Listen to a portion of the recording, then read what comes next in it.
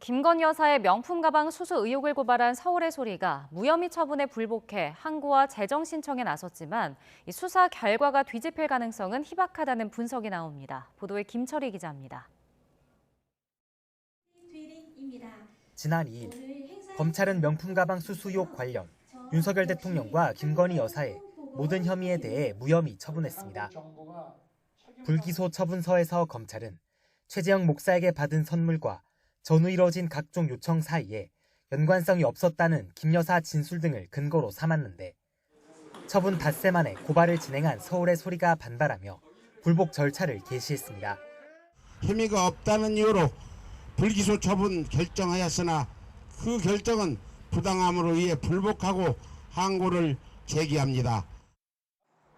항고란 고발인이 지방검찰청의 불기소 처분에 불복해 고등검찰청 판단을 구하는 절차입니다.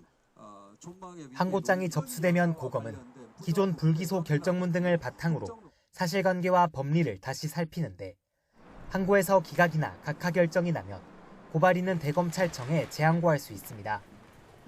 하지만 실제 항고나 재항고가 받아들여지는 경우는 극소수에 불과합니다.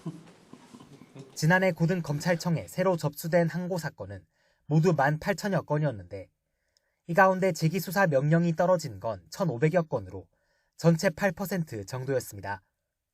재항고 역시 지난해 1,100여 건 접수됐지만 재기수사 명령이 난 건 25건으로 2% 수준에 그쳤습니다.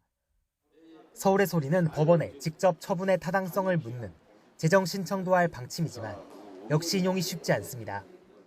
재정 신청 인용률은 고등검찰청 항고 인용률보다도 훨씬 낮고요. 법리적으로 배우자에 대한 처벌 기준이 없기 때문에 재정 신청을 한다 하더라도 법원에서 인용할 확률이 없다 이렇게 볼 수 있습니다. 실제 지난해 전국 법원에 접수된 재정 신청 2만여 건 가운데 공소제기 결정이 내려진 건 121건으로 전체 0.5% 수준이었습니다. YTN 김철입니다.